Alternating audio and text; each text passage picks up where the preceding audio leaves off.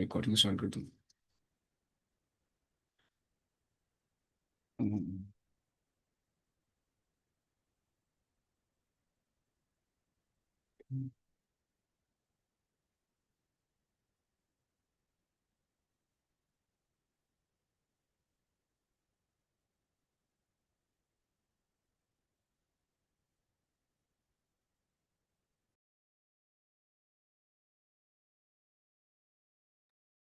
Okay.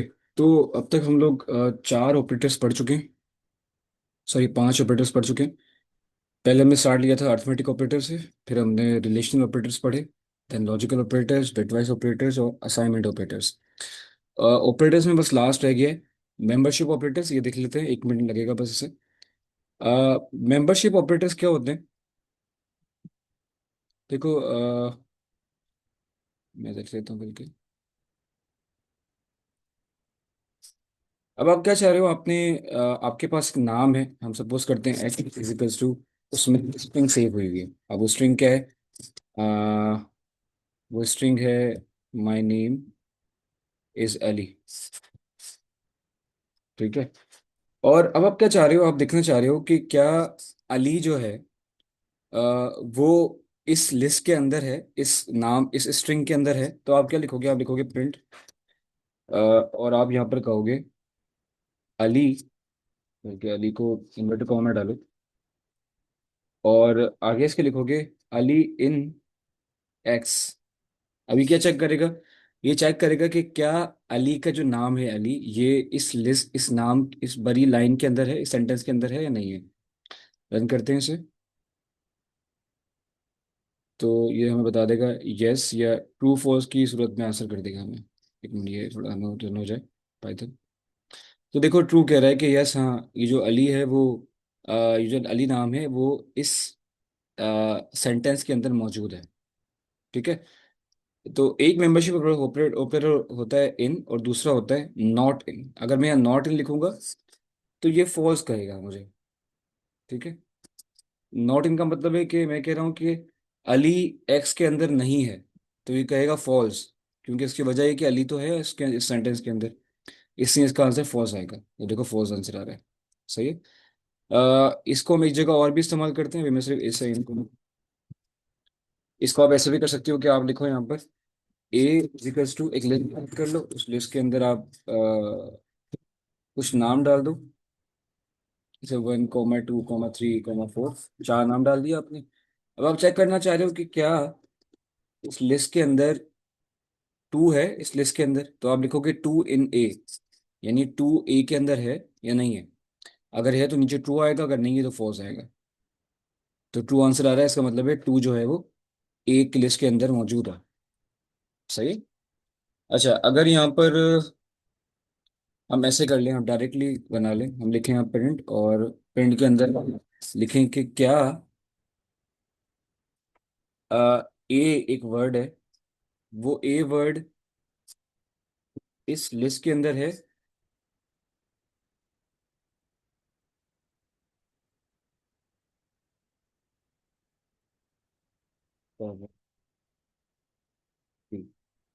या मैंने लिखा है कि क्या ए, बल्कि मैं क्या नहीं कर रहा, मैं कह रहा हूँ कि ए इस लिस्ट के अंदर है।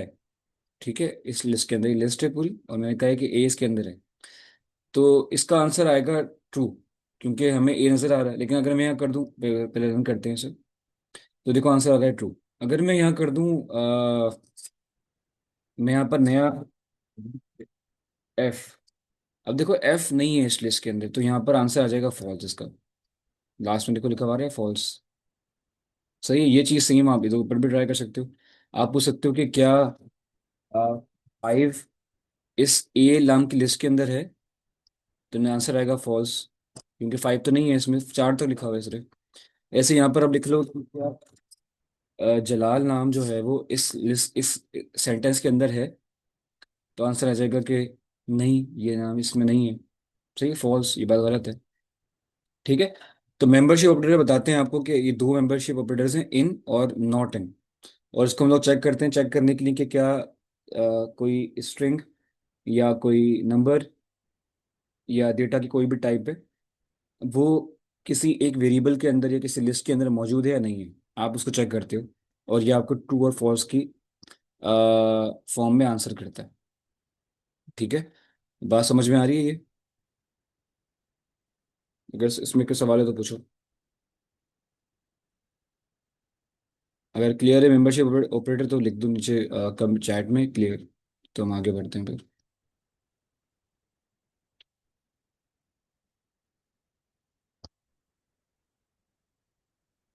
क्लियर हो गया अल्फा। ठीक है। अच्छा जी, अब इसके बाद हमारी एक छोटी सी प्रॉब्लम है। बाकी लोग बता दें कि बाकी लोगों को क्लियर है, या मैं थोड़ा सा और दोबारा से एक्सप्लेन करूँ उसे?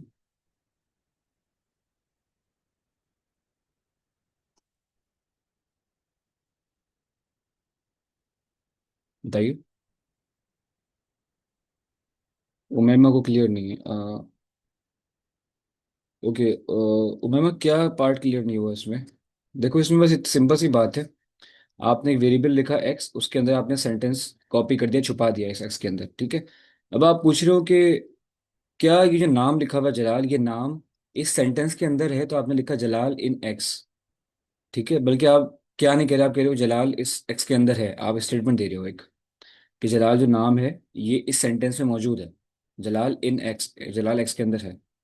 पर इसमें तो जलाल नाम का नाम वर्ड नहीं है इस पूरे सेंटेंस के अंदर, तो इसलिए ये आपको आंसर दे रहा है फॉल्स, या गलत बात कर रहे हो। लेकिन अगर मैं यहाँ लिख रहा हूँ अली,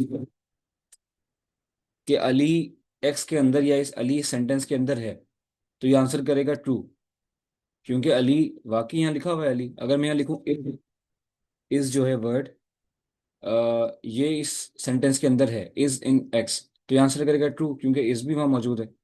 अगर मैं यहाँ लिखूँ माई, कि माई का जो वर्ड है वो एक्स के अंदर है, तो ये नीचे प्रिंट करेगा ट्रू, क्योंकि माई भी यहाँ लिखा हुआ है। तो जब भी मैं कोई ऐसा वर्ड यहाँ लिख रहा हूँ जो इस सेंटेंस में है, और मैं कह रहा हूँ कि ये वर्ड इस सेंटेंस में है, तो ये ट्रू आंसर कर रहा है। और जब मैं कोई ऐसा वर्ड लिख रहा हूँ जो इस सेंटेंस में नहीं है, तो ये आंसर कर रहा है फॉल्स। ठीक है, क्योंकि वर्ड इस सेंटेंस में नहीं है। ऐसे यही सेम बात यहाँ नंबर्स में भी है, कि जब आप कह रहे हो कि 5 इस लिस्ट के अंदर है, आपने लिस्ट क्रिएट की, उसको ए के अंदर डाल दिया, ए वेरिएबल के अंदर।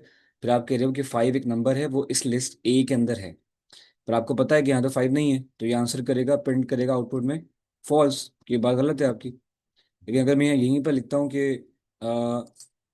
1 इन ए, 1 जो नंबर है ये इस ए के नाम की लिस्ट के अंदर है, तो फिर ये आंसर करेगा ट्रू। देखो, ट्रू आंसर कर रहा है कि हाँ ये बात सही है आपकी, इसमें नंबर ये 1 इस लिस्ट के अंदर है, मौजूद है। ठीक है। ऐसे ही हमने अल्फ़ाबेट को इस्तेमाल किया है कि एफ इस लिस्ट के अंदर है, तो ये कह रहा है फॉल्स, एफ तो नहीं है इसमें कहीं भी। अगर मैं यहाँ पे कर दूं ए, या ए कर दूं, तो ये कहेगा यस, बात सही है आपकी, ए लिस्ट के अंदर है, टू का आंसर कर रहे हैं। ठीक है, इतनी सी बात है।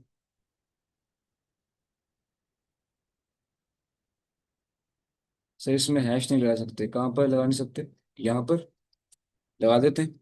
उससे लगाएंगे तो ये कमेंट बन जाएंगे सारे, सारी लाइंस। मैंने इससे पहले हैश लगाया, तो अब लाइन कमेंट बन गई है। इससे पहले हैश लगाया तो ये कमेंट बन गई है, अब ये रन नहीं करेगी। देखिए, सिर्फ दो नीचे वाले प्रिंट का आंसर आ रहा है, मैं ट्रू ट्रू नीचे वाले का। अगर मैं इसको भी हैश कर दूं यहाँ पर, तो और इसे भी हैश कर दूं, तो ये भी कमेंट बन गए, और नीचे सिर्फ लास्ट लाइन का आंसर आ रहा है। ठीक है।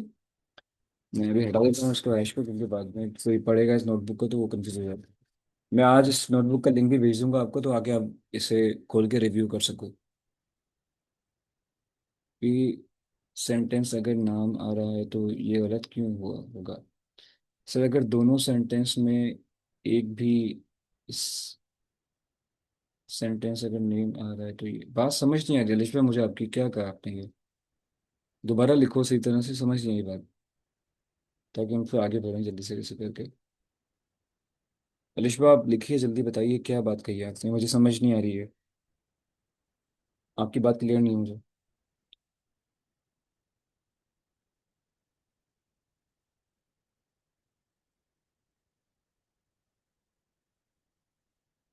बताओ।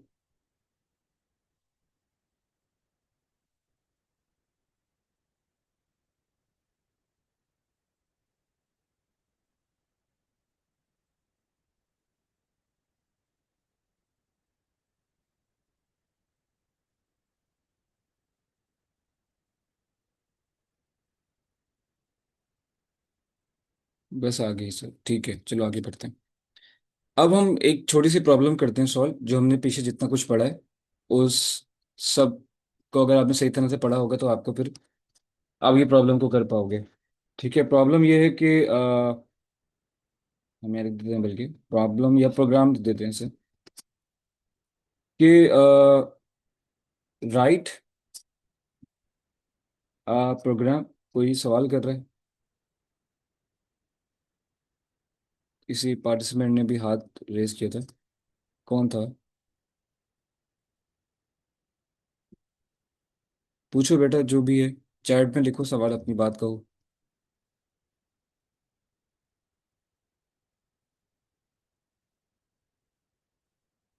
ठीक है साहब, ओके, चलो ठीक है। हमें एक प्रोग्राम लिखना है, हमसे पूछा गया है कि write a program where take three numbers, three number, बल्कि three digit number as input and add all digits of that number.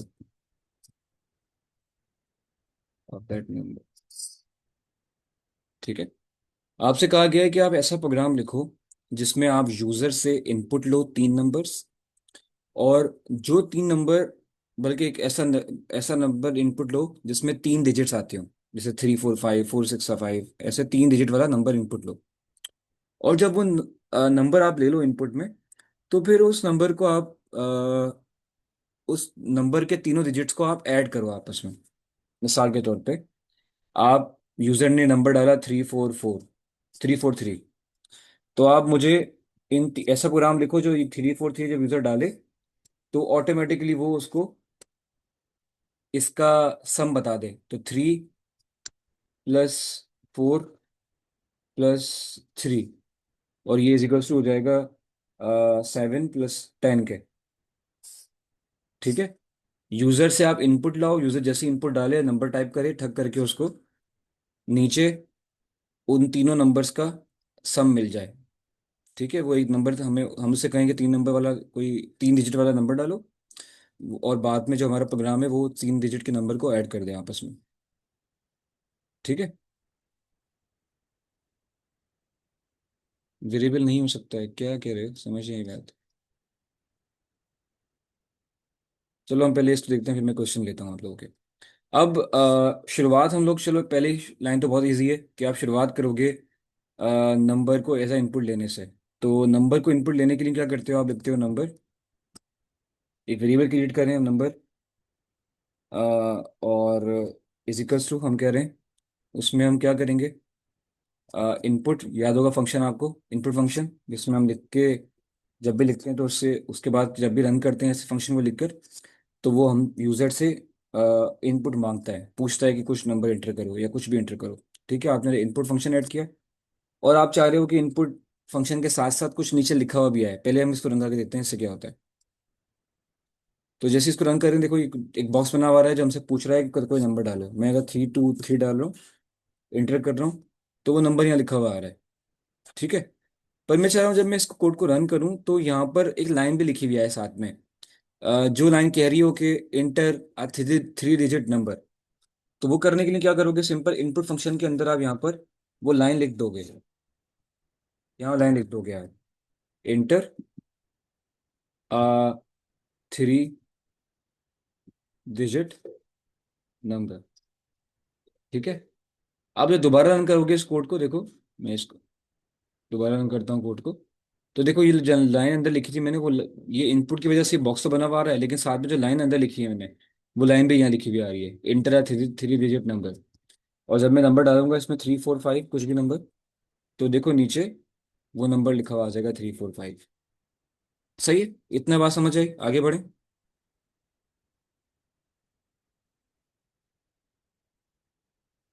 Variable नहीं हो सकता, ये वाला स्टेप क्लियर नहीं है, ये स्टेप क्लियर नहीं है।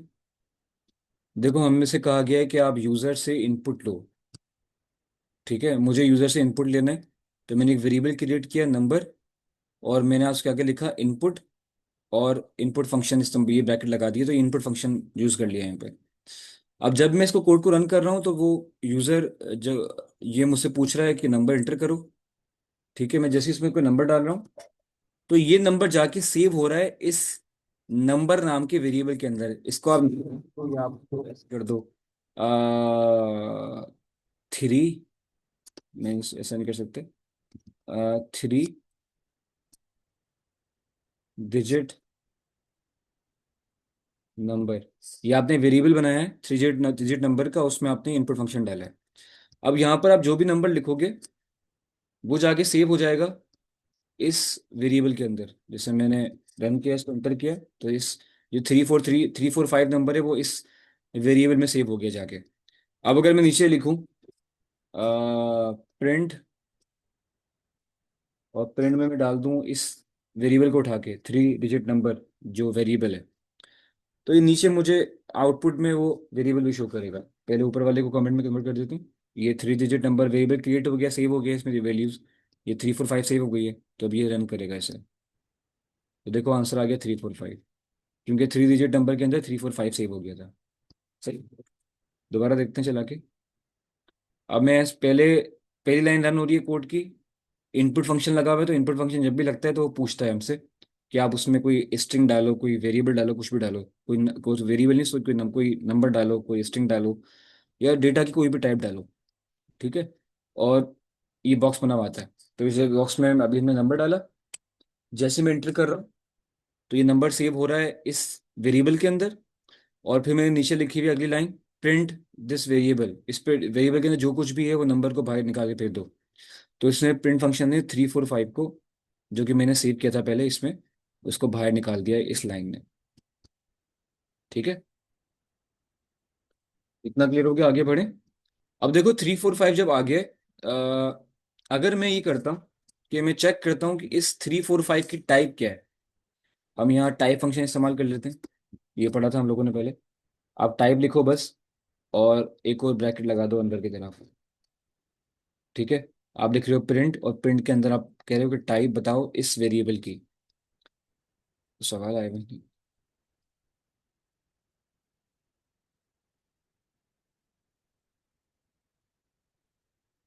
नहीं, वेरिएबल नहीं डाल सकते इनपुट फंक्शन में, वेरिएबल नहीं डालते इनपुट फंक्शन में। आप या तो स्ट्रिंग डालते हो, या कोई नंबर डालते हो, या डेटा की कोई भी टाइप डालते हो। ठीक है, तो ये वैल्यूज होल्डर है, वेरिएबल होल्डर नहीं है। यस, कोई भी डिजिट यूज कर सकते हो। मैं 345 इसलिए कर, बस मेरे जबान में बार बार आ रहा था, मैं तो इसलिए कर लिया, मैं कोई करके खरीदता हूँ आपको। सवाल हमारा ये है कि हमें 3 डिजिट वाला नंबर डालना है, मतलब 3 नंबर्स हों उस नंबर के अंदर। जो भी नंबर एंटर कर रहे हो आप, उसमें 3 डिजिट होने चाहिए। तो मैंने यहाँ पर 1 2 3 डिजिट वाला नंबर डाला है। ठीक है, यहाँ पर कुछ और भी एंटर कर लो, मैं दोबारा कर लेता हूँ। मैं अगर यहाँ पर नंबर डाल देता हूँ 442। अब इसमें 3 डिजिट है, देखो पहला डिजिट 4, दूसरा डिजिट 4, तीसरा डिजिट 2। ठीक है, मैं इसको रन कर रहा हूँ तो ये जो नंबर है वो सेव हो जाएगा इस वेरिएबल के अंदर। फिर नीचे मैंने लिखा है कि मुझे बताओ कि ये जो वेरिएबल है जिसमें ये नंबर सेव हुआ है, इस नंबर की डेटा टाइप क्या है। ये नंबर है, इंटीजर है, फ्लॉट है, स्ट्रिंग है, क्या है ये। उसका जो भी है वो नीचे यहाँ पर इस लाइन के नीचे प्रिंट कर दो, तो ये कर देगा अभी देखो।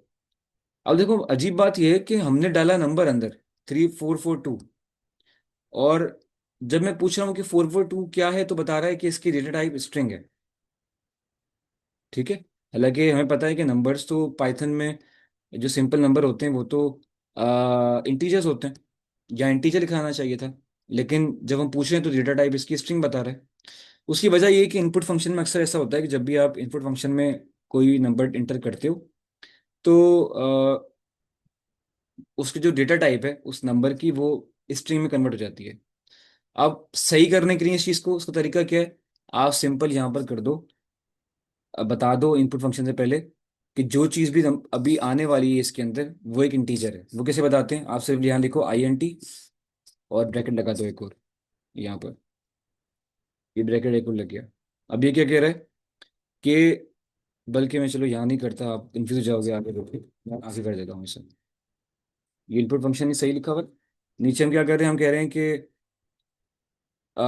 एक्स एक और वेरिएबल बना रहे हैं, एक्स नाम का, और हम कह रहे हैं कि जो ये नंबर है, ये जो 3 डिजिट वाला वेरिएबल है, इसकी टाइप को कन्वर्ट कर दो इंटीजर्स में। तो उसको करने का तरीका है, आप लिखेंगे इंट और आगे इस वेरिएबल का नाम लिख देंगे। ये वेरिएबल का नाम कॉपी करो और इंट में डाल दो यहाँ। ठीक है, अब होगा क्या, जैसे कोड रन करोगे, इनपुट फंक्शन रन होगा, यहाँ बॉक्स बना हुआ आएगा, बॉक्स में पूछेगा कि कोई नंबर डालो, आप नंबर डालोगे, जो नंबर एंटर करोगे आप, वो नंबर सेव हो जाएगा इस 3 डिजिट नाम के वेरिएबल के अंदर।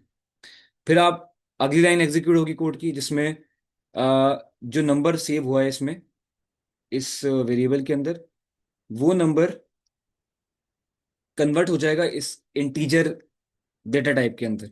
ठीक है, वो कन्वर्ट होकर सेव हो जाएगा एक्स के अंदर। सही है। फिर आखिर में आप पूछ रहे हो कि मुझे बताओ कि यहाँ पर से इसकी डेटा टाइप क्या है। तो रन करते हैं इस कोड को। अब मैं यहाँ लिख रहा हूँ 343, चलिए कुछ और लिख देता हूँ, 456। इंटर किया, तो अब लिखा हुआ आ रहा है, देखो कि जो एक्स है उसकी डेटा डेटा टाइप है इंटीजर। ठीक है, इतना समझ आया अब?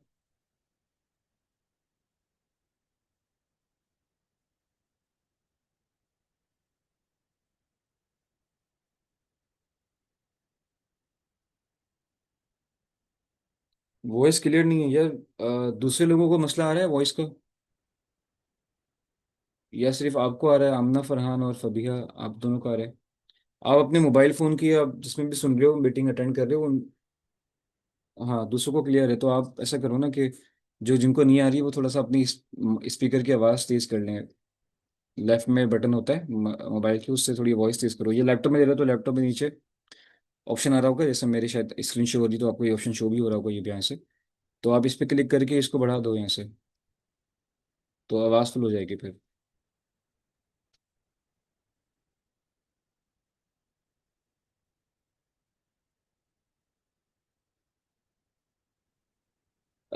देखो हम आपको याद होगा पहले, चलो मैं दोबारा दिखाता हूँ, यहाँ एक और बॉक्स ऐड करता हूँ, पुरानी चीज़ कंपेयर हो जाएगी।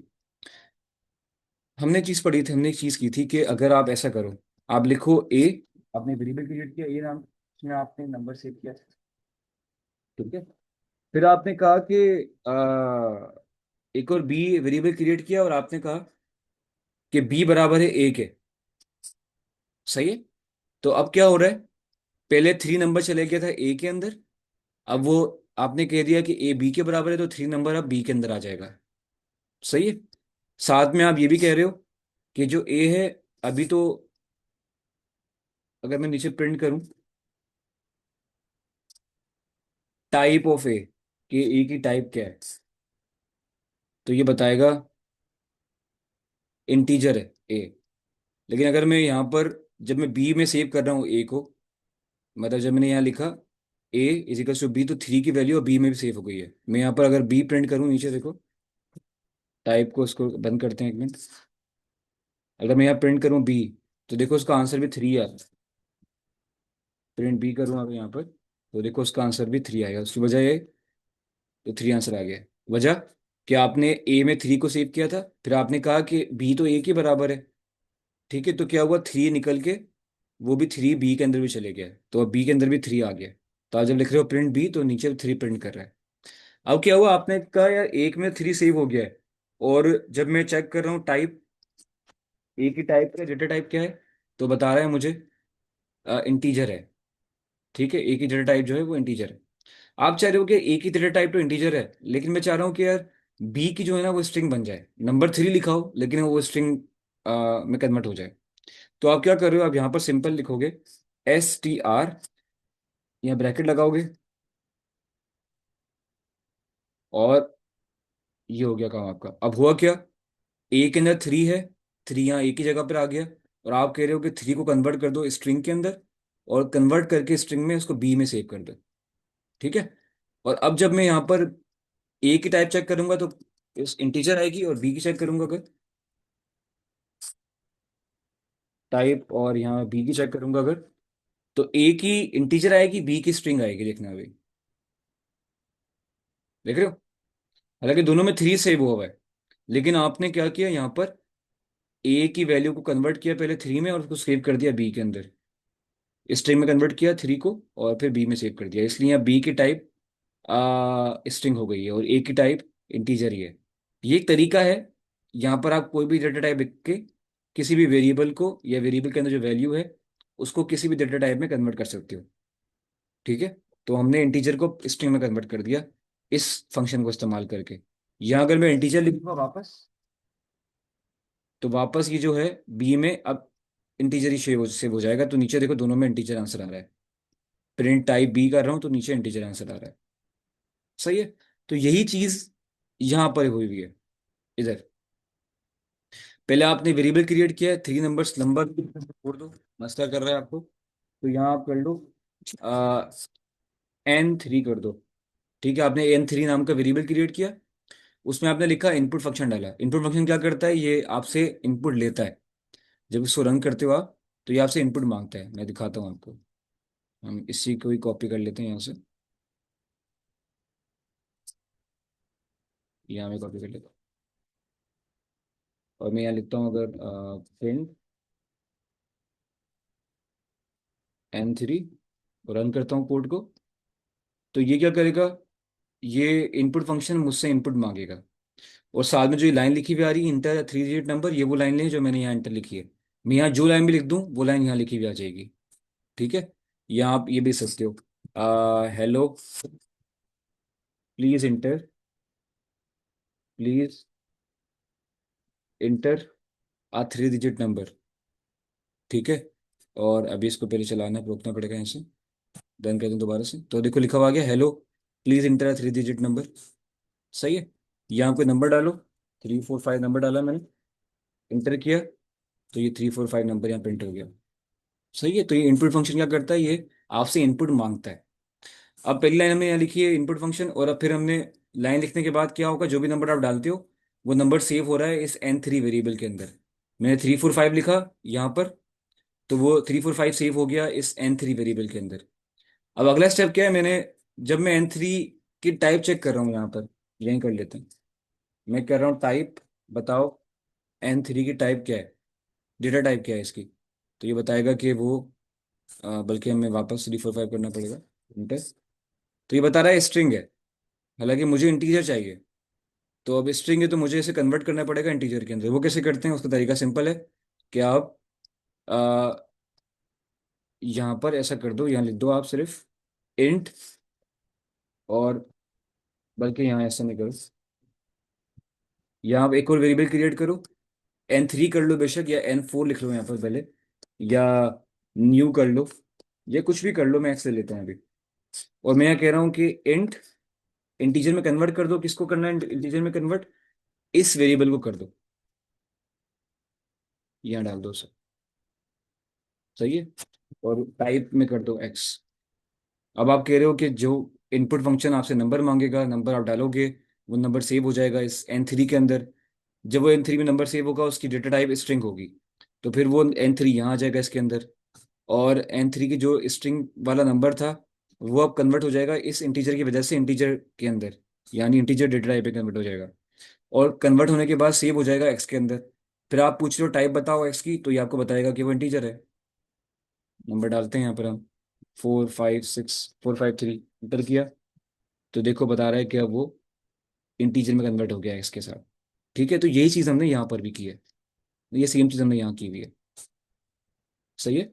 हमने इनपुट फंक्शन लगाया पहले, उसके बाद हम लोगों ने, लेकिन मैं उसको रहने देता हूँ, वो रहे भले, देख लेते हैं सर।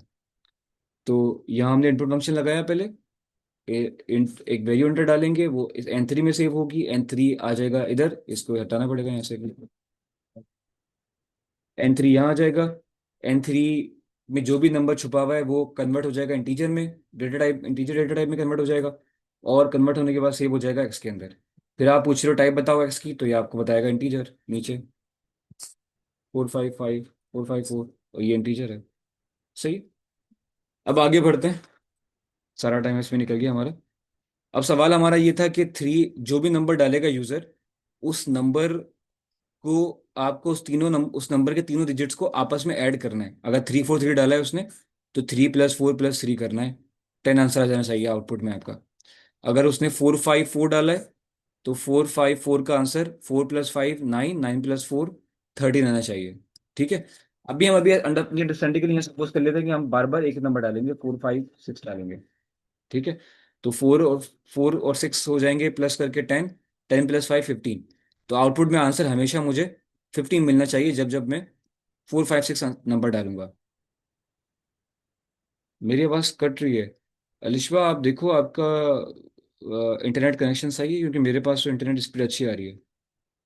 बाकी लोग बताएं, दूसरों के पास आवाज़ कट रही है मेरी?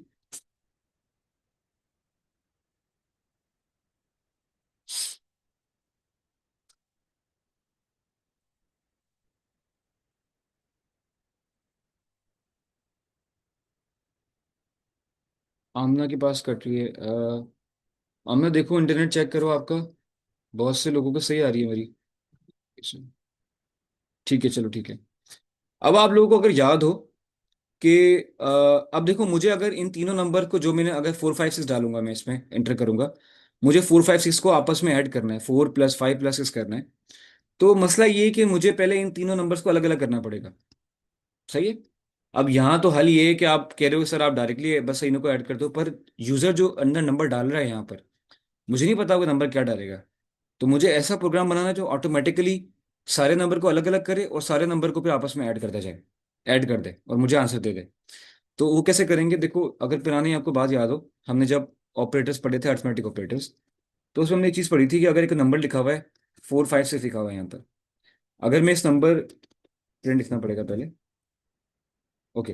अगर एक नंबर है 4 5 6, मुझे चाहिए सिर्फ 4 5। ठीक है। तो अगर मैं इसको डिवाइड करूं यहाँ से 10 से, तो देखो इसका आंसर क्या आता है। सिंपल डिवीजन से क्या आंसर आता है? सिंपल डिवीजन से इसका आंसर आ रहा है 45।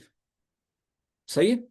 लेकिन मैंने आपको बताई थी कि अगर हम यहाँ पर डबल स्लैश यूज करें, तो क्या होता है, वो पॉइंट वाली वैल्यू को हटा देता है डबल डिवीजन, और सिर्फ आपको 2 डिजिट मिलते हैं। सही है। तो अगर मैं इसको रन करूं दोबारा, तो देखो मुझे 45 मिल रहा है। सही है। और अगर मैं ऐसा करूं कि मैं इस पूरी वैल्यू को डिवाइड कर दूं 100 से, तो सोचो क्या आंसर आएगा। 4 आंसर आ गया। ठीक है। जिसका मतलब है कि यूजर जो भी नंबर डाले, अगर उस नंबर को मैं, वो 3 डिजिट वाला नंबर होगा, तो अगर उसको मैं 100 से डिवाइड करूंगा तो मुझे उसका, उस नंबर का पहला डिजिट मिल जाएगा। 100 से डिवाइड करने पर मुझे उसका पहला डिजिट मिल जाएगा। तो हम यहाँ पहला नंबर लिखेंगे अपना। मैं यहाँ कर देता हूँ F1, फर्स्ट नंबर हमें चाहिए अगर यूजर के इनपुट का। तो हम लिखेंगे यहाँ पर यूजर का इनपुट कहाँ सेव है, एक्स में सेव है, तो यहाँ लिखोगे आप एक्स डबल डिवीजन। ठीक है। और इसके बाद 100 लिख दोगे यहाँ पे। आप कह रहे हो कि एक्स में जो भी नंबर आ रहा है, उस नंबर को 100 से डिवाइड करो, और जो आंसर आए उसको F1 में सेव कर दो। रन करके देखते हैं क्या आंसर होता है। हमने यहाँ डाला 5 6 4, तो नीचे मुझे आउटपुट में 5 आना चाहिए। ठीक है। और इंटर करते हैं। अच्छा, अभी ये बता रहे हैं टीचर, क्योंकि मैंने बताया नीचे प्रिंट नहीं किया। मैं ऐसे प्रिंट लिख देता हूँ। प्रिंट, प्रिंट किसको करना है? F1 को। F1 में क्या आंसर आ रहा है? दोबारा से डालते हैं, 6 5 7 डाल देते हैं, अब 6 आना चाहिए आउटपुट में। रन करते हैं। देख रहे हो, इस प्रोग्राम ने ऑटोमेटिकली इस नंबर का पहला डिजिट जो था 6 था, उसको ऑटोमेटिकली अलग कर दिया। अब मेरे पास 6 पहला डिजिट आ गया है। अब मुझे चाहिए दूसरा डिजिट इसका। अब दूसरा डिजिट कैसे निकालेंगे? अ, नीचे आते हैं थोड़ा सा। अब अगर आपको एक चीज याद हो, हमने पढ़ी थी ये चीज, अर्थमेटिक ऑपरेटर में मॉड्यूलस। वो क्या होता है? यहाँ नीचे, यहाँ नीचे कर लेते हैं इसे। अभी भी कुछ चैट्स में मैसेजेस आ रहे हैं। सर अभी जो कर रहे हैं वो समझ नहीं आ रहा। जो मैं कर रहा हूँ समझ नहीं आ रही बात। देखो, मेरा, मुझे पहला टास्क मेरा ये था कि मुझे यूजर जो भी इनपुट डाले, उस, वो नंबर इंटीजर होना चाहिए। तो हमने ये 3 लाइन लिखी जिससे ये नंबर एक्स के अंदर सेव हो रहा है। जो भी यूजर इनपुट डाल रहा है वो नंबर एक्स में सेव हो रहा है, और एक्स में सेव होने के बाद वो नंबर इंटीजर में कन्वर्ट हो रहा है। सही है। इस प्रिंट की जरूरत नहीं है यहाँ पर, सिर्फ इतना काफी है। सही है। तो इसका मकसद क्या है, पहले एक नंबर यूजर इनपुट करेगा कोई नंबर, और वो नंबर सेव हो जाएगा N3 के अंदर, लेकिन वो स्ट्रिंग था इसलिए हमने उसे कन्वर्ट किया इंटीजर में, उसको सेव कर दिया एक्स में। तो यूजर जो भी नंबर इंटर कर रहा है वो इंटीजर में कन्वर्ट होकर एक्स में सेव हो रहा है। अब दूसरा काम, मुझे जो भी नंबर यूजर ने इनपुट किया है, इंटर किया है, उस नंबर का पहला डिजिट चाहिए। अलग करना है मुझे इस पूरे नंबर में से पहला डिजिट, तो मैंने ये ऑपरेशन किया। मैंने एक्स को डिवाइड कर दिया 100 से। तो जब मैंने डबल डिवीजन इस्तेमाल किया, ये डबल स्लैश इस्तेमाल किया, उससे क्या होता है, उससे पॉइंट वाली वैल्यू हट जाती है, सिर्फ सिंगल वैल्यू जो बचती है वो आंसर आ जाता है। अगर मैं इसको देखो ऐसे करूँ, एक्स डिवाइड बाई 100 करूँ, ठीक है, मैं आंसर नंबर डालूं 456 इसके अंदर, इंटर करूँ, तो देखो आंसर आ रहा है 4.56। लेकिन अगर मैं डबल स्लैश इस्तेमाल करता हूँ यहाँ पर, तो डबल स्लैश क्या करता है, डिवीजन डिवाइड तो करता है एक्स को 100 से, लेकिन पॉइंट वाली दोनों वैल्यू को हटा हटा देता है। इसलिए आपके पास क्या बच जाता है, सिर्फ और सिर्फ पहली वैल्यू बच जाती है, और ये हमें चाहिए था, हमें पहली वैल्यू चाहिए। सही है। हमें करना क्या है, हमें तीनों डिजिट को अलग करना है, फिर हम तीनों को आपस में F1 F2 F3 निकालेंगे, यानी पहला डिजिट, दूसरा डिजिट, तीसरा डिजिट, और बाद में तीनों को आपस में प्लस कर देंगे। तो हमें इन तीनों का सम मिल जाएगा। 4 + 5 9 + 6 15। हमें इन तीनों का सम करना है। सही है, वो हमारा टास्क है मेन। अच्छा, मीटिंग क्लोज हो रही है, दोबारा से मैं लिंक भेज रहा हूँ, दोबारा ज्वाइन करो। ये टाइम खत्म हो गया। मैं दोबारा से लिंक भेज रहा हूँ ग्रुप में, दोबारा से आप ज्वाइन करें। ये बंद होने वाली है अभी। 9 मिनट का ब्रेक आएगा बीच में, फिर दोबारा से ज्वाइन कर सकते हैं आप लोग।